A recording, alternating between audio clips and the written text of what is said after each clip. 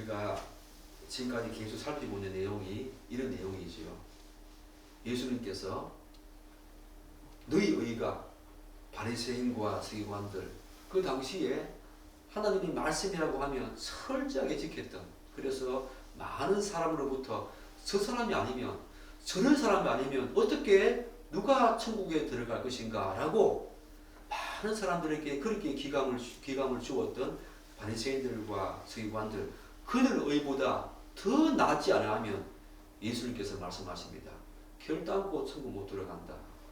그렇게 말씀하신 내용을 계속 살피면서 노하지 말라, 가늠하지 말라, 그런 내용을 지금까지 살폈습니다. 오늘은 함부로 맹세하지 마라. 이 맹세와 관련된 내용은 예수님께서 사실은 짧게 말씀하시지만 굉장히 중요한 내용이지요. 사랑하는 여러분, 하나님의 형상과 모양대로 지음을 받은 인간이 타락으로 말미암아 가장 상실한 것 중에 가장 대표적인 것 꼽으라면 뭐겠습니까? 저는 말의 진실성이다, 그렇게 생각합니다. 타락한 인간은 다른 사람들에게 한 말은 물론이고 자기 자신에게 굳게 다짐하고 각오한 것, 그것조차도 제대로 지키지 못하고 살아내지 못하는 존재가 바로 우리 인간이 되었습니다. 타락한 인간이 가장 상실한 것, 큰 것 중 하나가 말, 그리고 말의 진실성입니다. 예, 근데 여기는 뭐 담배 피우는 사람이 거의 없지만 여러분 중에는 흡연을 하는 사람이 있을 것입니다. 그런데 그들이 새해가 되면 단골 매두처럼 각오하고 다짐하는 것이 있지요. 그게 뭡니까? 금연입니다. 금연. 심지어 어떤 사람들은 자신이 금연하겠다는 그 각오와 그리고 그 다짐에 대한 각성 차원에서 많은 사람들에게 공공연하게 대대적으로 내가 이번에는 꼭 금연하리라 알리기도 하지요. 많은 사람들이 알리기도 합니다. 심지어 금연하지 못하면 이렇게 하겠다, 저렇게 하겠다, 그런 확언을 하면서 자신이 다짐한 그 말에 대한 진실성을 다른 사람들에게 드러내지요. 그런데 금연에 성공한 사람 그리 많지 않지요. 성공하는 사례도 있지만 그렇게 많지 않습니다. 그런데 중요한 것은 그럼에도 불구하고 그 사람들은 새해가 되면 또다시 동일한 결심을 하면서 또다시 실패로 인한 좌절을 겪을 것이 뻔함에도 불구하고 계속 그 일을 반복하는 존재가 바로 우리 인간입니다. 이처럼 사람들은 아무리 굳은 결심을 하고 다짐을 했다고 하더라도 얼마 지나지 않아가지고 이런저런 이유로 그 사실을 잊고 대수롭지 않게 살아가는 그런 어떤 경향이 우리에게 많이 있지. 말의 진실성, 다른 사람들에게 한 말은 물론이고 자기 자신에게 한 말, 다짐, 각오도 제대로 지키지 못하는 존재가 타락으로 말미암아 우리에게 있어진 가장 큰 상실 중에 하나입니다. 그러나 여러분, 더 최악의 상황은 뭔지 아십니까? 자신과 남을 속이는 그 거짓말을 밥 먹듯이 습관처럼 하면서도 별로 죄책감을 느끼지 않으면서 살아가는 그런 사람, 그런 나와 그런 다른 사람을 볼 때에 가장 비참하지요. 여러분들에게 한 그 다짐과 각오를 제대로 지키지 못해서 여러분 자신에게 실망한 적이 많이 있을 것입니다. 저도 마찬가지입니다. 그런데 사람들은 이런 거짓말은 자신과 자기 주변의 어떤 사적인 관계, 그것뿐만 아니라 공적인 관계에서도 이런 거짓말들은 난무하고 있지요. 그래서 우리나라 재판정이라든지 국회 청문회 그리고 국정조사 그런 거 하는 것을 보게 되면 항상 정인과 참고인에게 뭘 시킵니까? 뭘 시킵니까? 바로 선서, 위증을 하지 않겠다고 하는 선서를 꼭 하게 되는 장면을 보게 되지요. 이 선서는 자신이 진술할 말, 그 내용에 한치 오차도 없고 한치의 거짓말도 하지 않으리라고 하는 그런 다짐 아닙니까? 그렇다면 왜 그런 선서합니까?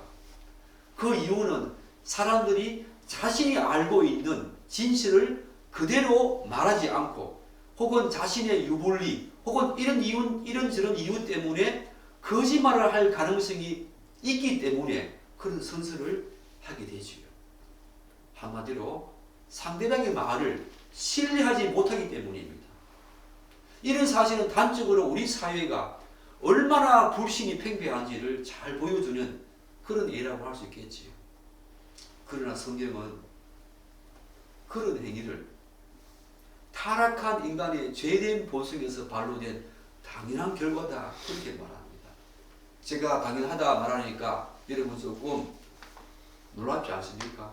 어떻게 거짓말이 당연한가? 그렇지 않습니다, 여러분. 아담과 하와 최초 인간은 그러하지 않았습니다. 진실했습니다. 그들은 다른 사람들에게 한 말을 물론이거니와 자기 자신에게도 진실했습니다. 그러나 타락한 인간은 이제 그 진실성을 다 잃어버렸습니다. 그래서 오늘날 우리가 이런 거짓말을 보는 것은 자기 자신에게도 마찬가지고 다른 사람에게서 그런 거짓말을 보는 것은 여러분 놀라지 마십시오. 당연한 결과입니다. 왜 그렇습니까? 모든 인간은 예외 없이 태어날 때부터 사단과 마귀 그들의 종으로 그들의 지배를 받았던 존재였습니다. 그리고 지금 예수를 믿지 않는 많은 사람들 그리고 우리도 일정 부분 그들의 지배를 받으며 살아가고 있지. 그건 부정할 수 없는 영적인 사실입니다. 그런데 그 사단과 마귀가 어떤 존재입니까? 성경은 그들이 거짓의 압이다. 너무 명확합니다. 거짓의 압이다. 그리고 온 천하를 꾀는 그런 자이다 라고 말합니다. 이 사실을 요한복음은 이렇게 잘 증거하고 있습니다. 너희는 너희 아비 마귀에게서 났으니 너희 아비의 욕심대로 너희도 행하고자 하느니라. 그는 처음부터 살인한 자요 진리가 그 속에 없으므로 진리에 서지 못하고 거짓을 말할 때마다 제 것으로 말하나니 이는 그가 거짓말장이요 거짓의 아비가 되었습니다. 요한복음 8장 44절에 이렇게 명확하게 우리에게 말합니다. 여러분들, 사랑하는 여러분, 나는 그렇지 않았다. 절대로 그렇지 않습니다. 여러분과 저는 태어날 때부터 거짓의 아비, 사단과 마귀의 종로로 타면서 철저하게 그들의 지배를 받았던 존재였습니다. 지금도 그러합니다. 지금도 우리는 부정할 수 없는 영적인 그런 세계 속에서 그들의 일정 부분 다스림과 지배를 받으면서 영향을 받으면서 유혹을 받으면서 살아가고 있지 않습니까? 여기에 예수 믿은 후에 한 번도 거짓말한 적이 없다. 그런 분 계십니까? 저도 그러하지 못합니다. 따라서 타락한 인간이 거짓말을 하고 다른 사람을 속이는 행위는 어떻게 보면 그리 놀랄 만한 행동이 아닙니다. 단지 거짓말을 한 사람은 자신이 그토록 숨기고 비밀로 지켰던 그 사실을 재수 없게 덮였을 뿐입니다. 그리고 그 사실을 목도한 사람은 운 좋게 상대방의 그런 감쪽 같은 속임수와 거짓말을 운 좋게 발견했을 뿐이지. 저는 그렇게 생각합니다. 오늘 본문은 바로 이런 인간의 진실하지 못함과 거짓, 상호 불신과 관련해서 중요한 교훈과 시사점을 우리에게 던져주지요. 바로 맹세에 관한 계명입니다. 예수님께서는 당시 서기관들과 바리새인들의 맹세에 대한 그릇된 태도 다음과 같이 지적해 주지 않습니까? 다시 한번 봅시다. 우리 33절 다시 한 번 더 보겠습니다. 제가 읽겠습니다. 또 옛사람에게 말한 바 헛맹세를 하지 말고 내 맹세한 것을 주께 지키려 하였다는 것을 너희가 들었으나, 이렇게 예수님께서 당시 그들이 맹세에 대해서 어떻게 생각하고 있었는지 지적해 주십니다. 이 예수님 말씀에 따르면 맹세와 관련한 바리새인들과 서기관들의 전통적인 태도 어떤 것이었습니까? 그들은 두 가지 관점과 생각을 갖고 있었다. 오늘 예수님 말씀 따르면 그렇게 말하고 있지 않습니까? 첫째가 뭡니까? 이들의 주된 가짐사는 오직 하나님께 한 맹세 또는 하나님의 이름으로 한 맹세, 그것에만 관심을 두고 있습니다. 하나님께 한 맹세, 그리고 하나님의 이름으로 한 맹세에만 이들이 관심을 가졌다는 겁니다. 맹세에 대해 그들이 지금까지 들어왔고 가르쳐왔던 이들은 바로 선생님이 아니었습니까? 많은 유대인들을 가르치던 서기관들은 선생님이었습니다. 바리새인들은 철저하게 율법에 순종하던 그런 사람들이었지요. 그런데 이 맹세에 대해서 그들이 들어왔고 가르쳐왔던 내용은 어떤 것이었습니까? 헛맹세를 하지 말고 내 맹세한 것을 좁게 지키라, 이거였습니다. 이 말을 풀이하면 그런 것이죠. 너희의 맹세를 파기하지 마라. 그리고 너희가 좁게 한 맹세는, 하나님께 한 맹세는 반드시 지키라, 그런 뜻입니다.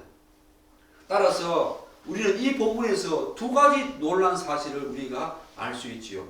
한 가지가 뭡니까? 전자, 헛맹세를 하지 말고, 이 전자는 소극적인 측면에서 맹세를 파기하지 말라, 그런 뜻이고, 후자, 좁게 한 맹세는 반드시 지키라, 이 말은 적극적인 측면으로서 좁게 맹세한 것은 반드시 지키라, 그런 의미지요. 하나는 소극적인 의미에서 맹세를 파기하지 마라. 그리고 하나는 좀 더 적극적인 측면에서 지켜야 하는데, 누구에게 한 맹세? 하나님께 한 맹세는 반드시 지키라, 그런 내용들을 가지고 이들은 그렇게 전통적으로 들어왔고 또 백성들에게 가르쳐 왔습니다. 그럼에도 불구하고 이들이 더 중점을 둔 사항은 전자였습니까? 후자였습니까? 후자였습니다. 후자를 더 많은 관심을 가졌고 이것은 끝까지 사수하라고 했습니다. 그럼에도 불구하고 맹세와 관련한 구약 성경 어디를 뜯어보아도 오늘 이들이 들어왔고 가르쳐왔던 이 내용과 관련된 내용은 전혀 없습니다. 예컨대 구약의 맹세와 관련된 내용이 네 군데 나옵니다. 그런데 대표적인 것이 레위기 19장 12절입니다. 그 말씀을 보면 이렇게 되어 있어요. 너희는 내 이름으로 거짓 맹세함으로 내 하나님의 이름을 욕되게 하지 말라. 나는 여호와 하나님이다. 이것과 오늘 이들이 가르쳐왔고 들어왔던 이 내용과 일치합니까? 따라서 레위기 2구절에서는 직접적으로 헛맹세라 말이 없지요. 헛맹세를 하지 말라는 내용 없습니다. 그래서 제가 한번 추측해 보건대 이들이 전통적으로 가르쳐왔고 또한 들어왔던 이 내용은 추측건데 아마 레위기 19장 12절에 있는 거짓으로 맹세하는 것, 이 말을 헛맹세로 바꾸어서 나름의 전통적인 해석으로 정착시켰다. 저는 그렇게 해석을 합니다. 그리고 이들이 적극적으로 경제해왔던 그 부분에서 우리가 확인할 수 있듯이 이들은 단지 죽게 맹세한 것만큼은 반드시 지켜야 한다. 그렇게 생각했던 것이에요. 이 사실이 바로 이들의 주된 관심사였습니다. 그리고 초점이었습니다. 반면에 사람에게 한 맹세는 단지 파기만 하지 않으면 된다. 그런 생각을 가지고 있었죠. 파기만 하지 않으면 되었습니다. 적극적으로 지킬 필요가 없이 죽게 한 맹세만큼은 적극적으로 지켜야 하지만 사람에게 한 맹세는 부차적인 것이었습니다. 그것은 주변적인 것이었습니다. 상대적으로. 그래서 파기만 하지 않으면 된다. 그런 식으로 생각을 했었고 가르쳤고 지켜왔던 겁니다. 둘째, 이들의 이 맹세와 관련된 내용에서 우리가 뭘 알 수 있습니까? 이들은 방금 제가 몇 번 말씀했듯이 하나님께 맹세한 것은 직접적으로 하나님의 이름으로 맹세하는 것만 해야 된다. 그렇게 생각했습니다. 이들이 하나님께 맹세한 것은 반드시 지켜야 하는데 어떤 경우냐? 하나님의 이름으로 맹세한 것이 바로 하나님께 맹세한 것이다 라고 생각했던 것입니다. 그래서 하나님의 이름으로 맹세하지 않으면 하나님께 한 맹세가 아니라고 이들은 판단했던 것입니다. 그러나 이들의 이런 행위는 한마디로 맹세와 관련한 하나님의 그 의미를 완전히 왜곡한 어리석은 판단이지요. 그리고 전체적으로 본다면 이들은 이 계명뿐만 아니라 어떤 율법을 지킬 때 이들은 어떻게 생각하냐면은 율법에 대한 순종의 태도도 최소한의 그 방법과 절차에서 벗어나지 않으면 하나님의 말씀을 지킨 것으로 생각한 그런 고유지책으로 이 말씀을 해석할 수 있고 이들은 그런 식으로 율법을 순종했습니다. 그 의도와 하나님의 말씀의 그 의도와 본질적인 그런 어떤 의중은 내팽개치고 단지 최소한의 절차와 방법 그것에서 벗어나지 않는다면 이들은 하나님의 말씀을 지킨 것으로 소중한 것으로 그렇게 치부했던 것이요. 따라서 이들의 이런 생각과 모습은 아무리 제가 여러분이 긍정적으로 평가하고 봐준다 하더라도 눈 감고 방황하는 식에 불과하지. 그렇지 않습니까? 이 계명의 본질에서 크게 빗나간 태도 아닙니까? 그런데 사랑하는 여러분, 이런 태도가 단지 이들에게만 있겠습니까? 저에게도 많이 있습니다. 눈 감고 나의 모든 중심을 보시는 그분 앞에 그분을 사람으로 취급하면서 이 정도는 못 보시겠지라고 생각하면서 눈 감고 아무런 식의 그런 신앙 태도 얼마나 많이 가졌는지 여러분도 아마 제 말에 동의할 것입니다. 지금도 그러합니다. 예수 믿기 전에는 말 것도 없고 예수를 제대로 믿고 난 후에도 하나님 앞에 이것만큼은 하나님이 모르실 거야 라고 하면서 눈 감고 아무런 식의 기도, 눈 감고 아무런 식의 헌신, 봉사, 구제 얼마나 많이 했습니까? 우리는 이런 삶의 모습을 보면서 그들을 단지 정죄하거나 비판하면 안 된다는 것입니다. 예수님께서 바리새인들과 서기관들을 얼마나 많이 정죄하고 비판합니까? 단골 메뉴였습니다. 외식하는 사람 단골 메뉴였습니다. 그런데 우리는 그런 식으로 바라보면 안 된다는 겁니다. 그런 식의 외식하는 기도와 구제와 헌신들이 우리의 신앙 속에서 너무너무 많이 발견할 수 있기 때문에 절대로 우리는 바리새인들과 서기관들을 함부로 정죄하거나 함부로 비난하면 안 된다는 것입니다. 그들이 바로 우리의 모습입니다. 우리의 모습이 바로 그들의 모습입니다. 한마디로 이들은 하나님의 말씀을 문자 그대로 이해해서 그것이 요구하는 형식과 절차를 지키면 하나님의 말씀에 순종했다. 그렇게 생각하는 것이요. 사랑하는 여러분, 혹시 여러분도 오늘 이 예배에 그런 마음을 가지고 오지 않았습니까? 예배에 참석하기만 하면 하나님께서 기뻐한 예배를 드렸다. 시간을 지켰기 때문에 모든 예배 순서를 내가 다 이행하고 사도신경도 그렇게 고백했고 또한 교동문도 그렇게 읽었고 그리고 말씀도 들었으니 오늘 나는 예배를 잘 드렸다. 그런 형식과 절차를 지켰으니 나는 오늘 예배를 잘 드렸다. 그렇게 생각하고 돌아가시랍니까? 사랑하는 여러분, 그것이 바로 하나님 앞에 눈 감고 아무런 식의 신앙행위지요. 우리에게 그런 모습 너무 많다는 거 여러분 부정할 수 없는 사실 아닙니까? 이렇게 맹세와 관련한 바리새인들과 서기관들의 전통적인 태도 잘못을 해석해 주신 다음에 예수님께서는 이제 이 말씀의 본래적인 의미와 관점, 하나님의 말씀의 의도에 대해서 분명히 말씀하십니다. 예수님께서 어떻게 말씀하십니까? 우리 34절을 우리 중요하니까 한번 같이 읽겠습니다. 34절 나는 너희에게 이르노니 도무지 맹세하지 말지니 하늘로도 하지 말라. 이는 하나님의 보좌입니다. 사랑하는 여러분, 도무지 맹세하지 말라. 이런 말씀하십니다.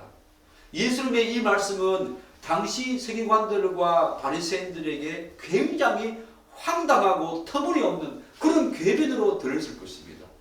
도무지 맹세하지 말라니 어떻게 예수님께서 그런 말씀을 할 수 있을까? 사실 예수님께서는 황당무계한 말씀들을 가끔 하시지 않습니까? 이 말씀도 거기에 포함됩니다. 여러분 중에도 예수님의 이 말씀이 너무 엉뚱하고 황당무계한 말씀이라고 들리지 않습니까? 그리고 지나치게 극단적이라고 치우친 말씀이라고 그렇게 생각하는 사람들도 분명히 있을 것입니다. 저는 여러분이 그렇게 생각한다 하더라도 전혀 질책하거나 비난할 생각이 전혀 없습니다. 왜냐하면 충분히 그럴 수 있기 때문입니다.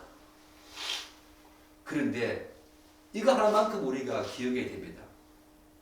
이런 생각은 예수님의 말씀에 대한 본질과 저희를 제대로 인식하지 못한 결과인 것입니다. 저는 여러분에게 이 말씀이 황당하게, 황당무계하게 또한 전혀 엉뚱하고 치우친 그런 극단적인 말씀으로 들을 수 있다라고 하는 것은 분명히 인식하고 분명히 인정합니다. 그래서 그런 어떤 분들에 대해서 비난하거나 정죄할 생각은 전혀 없습니다. 그러나 우리가 분명히 깨달아야 할 사실은 그런 분들은 저도 그렇고 여러분도 그렇고 예수님의 이 말씀에 대한 본래적인 의미를 제대로 몰라서 그렇다라는 것들은 분명히 인식하고 이 말씀을 들어야 합니다. 사실 도무지 맹세하지 말라 이 말이 무슨 말이겠습니까? 예수님의 이 말씀은 맹세에 대한 강한 부정과 반감으로 들리지요. 그래서 이 부분을 마치 예수님께서 전혀 맹세할 필요도 없고 해서도 안 된다는 식으로 말씀하시는 게 아닌가 오해할 수 있습니다. 전혀 맹세하지 마라. 그리고 맹세할 필요가 없다. 그런 식으로 들릴 수 있다는 것입니다. 그런데 그렇지 않습니다, 여러분. 그렇지 않습니다. 우리가 이 말씀을 이런 식으로 이야기되면 성경의 많은 부분들을 오해하게 되지요. 어떤 부분입니까? 맹세와 관련한 성경 말씀을 해석할 때 우리는 다음과 같은 딜레마에 빠지게 됩니다. 뭐냐면 성경에는 하나님께서 인간과 중요한 언약을 맺으실 때 어떻게 맺었습니까? 당신의 이름으로 맹세한 내용이 종종 언급되어 있지요. 만약에 예수님께서 도무지 맹세하지 마라. 이 말은 전혀 맹세할 필요 없고 맹세해서 안 된다라고 한다면 하나님께서 인간과 언약을 맺었을 때 그분의 이름으로 맹세한 그 사실은 우리가 어떻게 해석이 됩니까? 이런 딜레마에 빠지게 되지요. 따라서 예수님께서 도무지 맹세하지 말라고 하셨는데 이 문제는 우리가 어떻게 해결될까? 어떻게 이해될까? 물론 하나님께서 인간들에게 당신의 이름으로 맹세하신 이유가 무엇이겠습니까? 언약하신 이유가 무엇이겠습니까? 인간의 심각한 불신앙과 또한 불신 때문입니다. 인간은 타락으로 말미암아 하나님조차 인간적인 수준을 생각하면서 하나님도 그런 말씀을 못 지키겠지. 이런 식으로 하나님께 불신앙을 보이고 불신한다는 것입니다. 그래서 하나님께서는 자신의 말씀에 더 신빙성을 부여하기 위해서 더 진실성을 우리에게 알게 하기 위해서 우리를 향한 하나의 관심과 배려 차원에서 당신의 이름으로 분명히 하나님께서는 맹세할 필요 없습니다. 그분은 속이 없는 사람입니다. 존재입니다. 그분은 거짓말을 하실 수 없는 존재입니다. 그분은 자신이 한 말에 대해서 전혀 변개하실 수 없는 존재입니다. 그럼에도 불구하고 인간이 하나님의 말씀에 대해서 불신하고 불신앙적인 태도를 보이니까 하나님께서 자신의 이름으로 당신의 이름으로 우리를 위해서 우리를 너무 사랑하셔서 그렇게 맹세해 주신 것입니다. 사랑하는 여러분, 따라서 예수님께서 이 말씀을 통해서 강조하고 싶어하는 지점이 무엇입니까? 실제로 맹세하지 말아라 그런 뜻 아니지요. 맹세할 필요 없다 그런 뜻 아니지요. 예수님께서 이 말씀을 통해서 강조하고 싶어하는 지점은 바로 그리스도인의 진실성입니다. 진실성입니다. 예수님의 이 말씀 속에는 어떤 사안에 대해서 맹세를 하면 그렇지 않을 때보다 더 강한 책임만을 가졌지만 그렇지 않을 때는 제대로 지키려고 하지 않았던 당시 사람들에 대한 맹세에 대한 잘못된 태도를 우회적으로 비판하고 있지요. 특히 서기관들과 바리새인들 하나님의 이름으로 맹세한 것에 대해서는 더 강한 의무감과 책임감을 가지고 지키려고 했던 당시 서기관들과 바리새인들의 그런 생각을 지금 지적하고 있습니다. 강력한 몽둥이를 한번 때리는 거지요. 굉장히 강한 임팩트를 한번 주시는 겁니다. 그런데 이러한 경향성은 당시 사람들에게만 해당되는 것이 결코 아니지요. 사랑하는 여러분, 오늘날 우리들도 맹세 여부에 따라서 어떤 일에 대한 마음가짐과 태도가 크게 달라지는 경우를 많이 보게 되지 않습니까?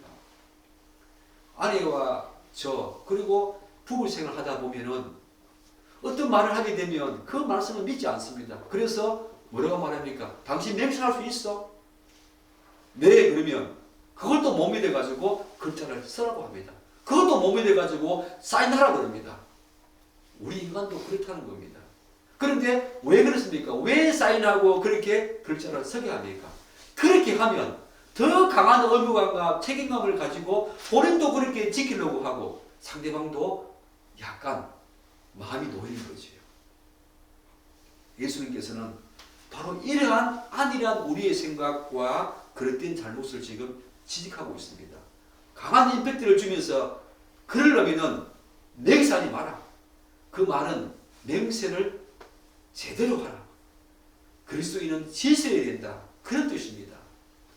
여전히 이런 잘못과 태도를 갖고 있다면, 예수 믿는 사람들이 갖고 있다면 앞에서 우리가 팔복에서 살펴본 그런 성품, 그리고 그리스도인의 빛과 소금된 정체성을 가진 그리스도인답지 못한 행위지요.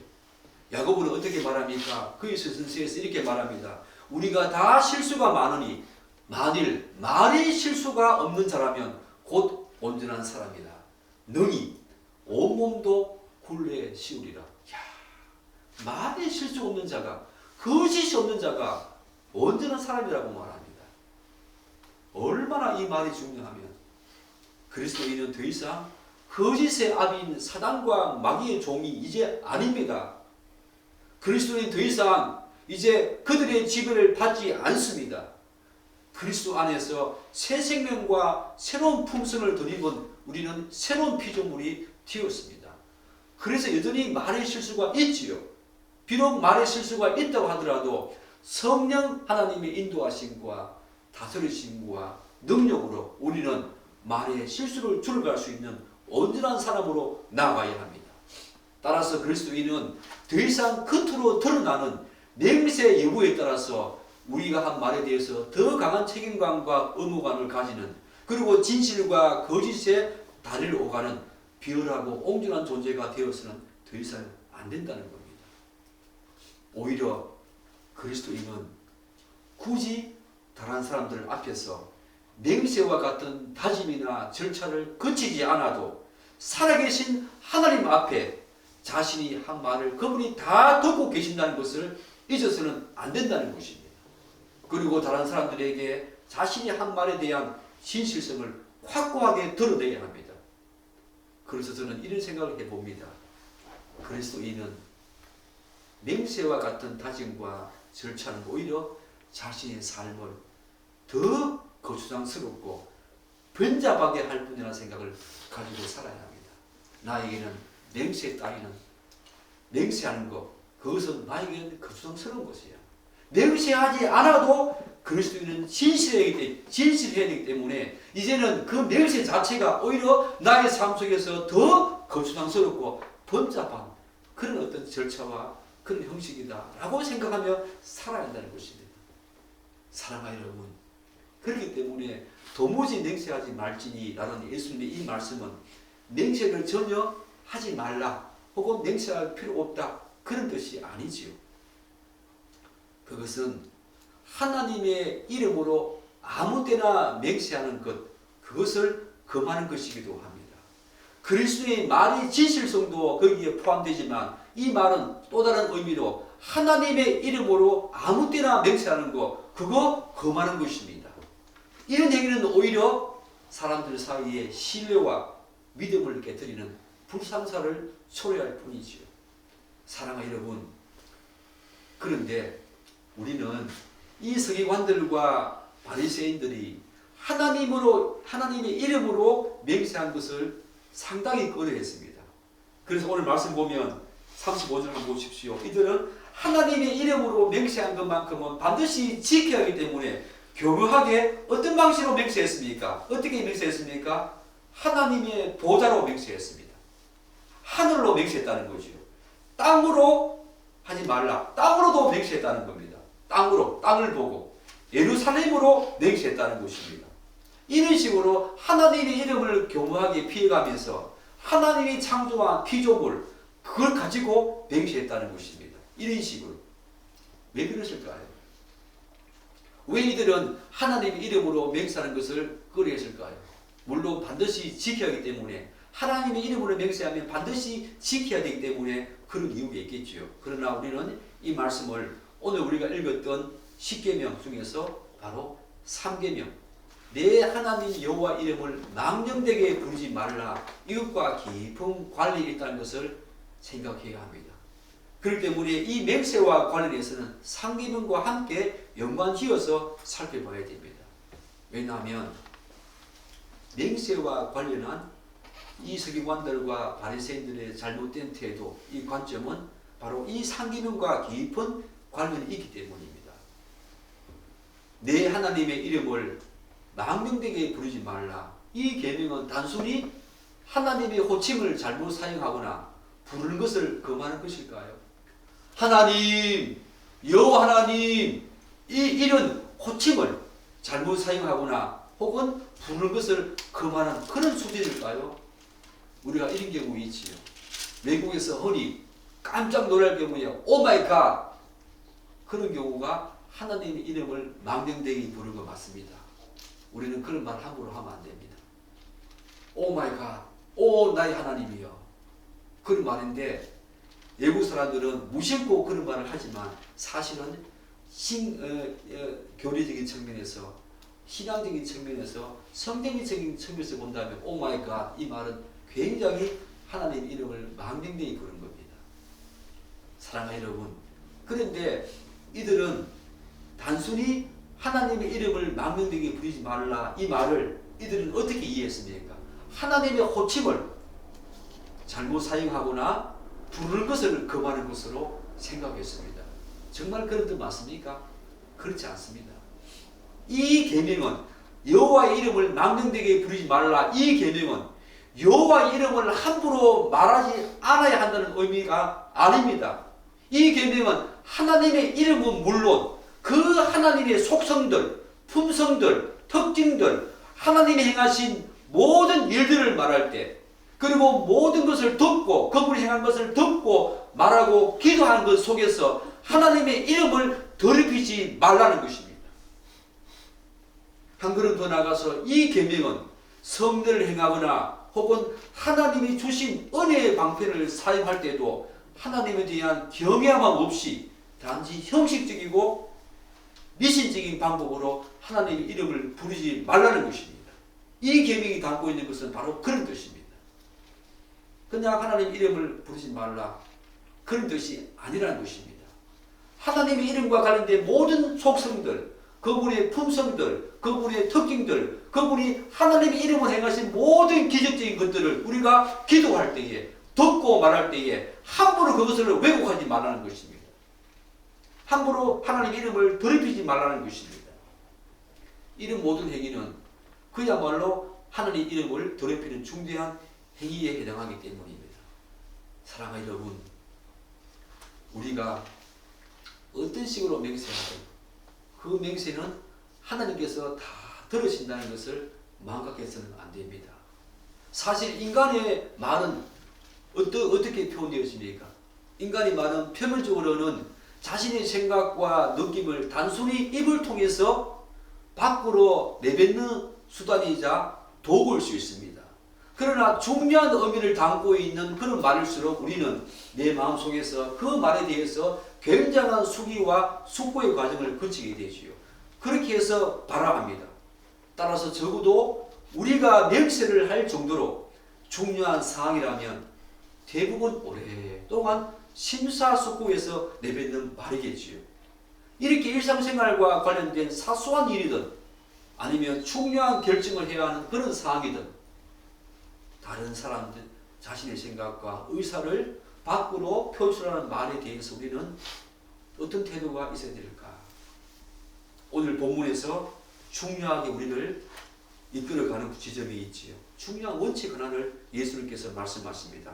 우리 37절 한번 읽어보겠습니다. 오직 너희 말은 옳다 옳다 아니다 아니라 하라. 이에서 지나는 것은 다 악으로부터 지나는 것이다. 예수님께서는 우리가 사소한 일이든 그리고 정말 중요한 의미를 담고 있는 그런 어떤 말을 해야 될 경우에 그런 것들은 우리 마음속에 수많은 심사숙고한 과정을 거쳐서 우리를 통해서 받아들이지 않습니까? 그런 중요한 말이든 사소한 말이든 간에 우리가 어떤 태도를 어떤 말을 할 때 어떤 태도를 견져야 되는가 중요한 원칙 하나를 우리에게 말합니다. 그게 뭡니까? 옳으면 옳다 하라. 아니면 아니라 하라. 거기서 지나면 다 악이다. 이렇게 말합니다. 우리는 어떤 사실을 말할 때 다소 과장해서 말하거나 축소해서 말하는 경향이 있지요. 예수님께서는 그리스도인은 그렇게 하면 안 된다고 말합니다. 자기에게 열이 있다면 우리는 20을 이야기합니다. 그게 바로 자기 PR 시대에 지금 포스트 모던 시대에 가장 강력한 가장 중요한 자기를 드러내는 모습 아닙니까? 그런 것들을 잘하는 사람, 임기응변에 강한 사람이 오늘날 출세합니다. 그런데 예수님께서는 그렇게 하지 말라고 합니다. 옳은 것은 옳다, 아니다, 아닌 것은 아니다라고. 이 말은 뭐냐면 자기 자신에 대해서 다른 사람에 대해서 과장해서 말하거나 축소해서 말하면 안 된다는 것입니다. 최대한 있는 사실 그대로 말해야 한다는 것입니다. 그리스도인은 그래야 합니다. 예수님의 말씀처럼 우리 그리스도인은 두말할 나위 없이 냄새가 필요 없을 정도로 자신의 말에 충실해야 합니다. 그리스도인은 말과 행동은 정말로 진실하고 진정성이 있어야 합니다.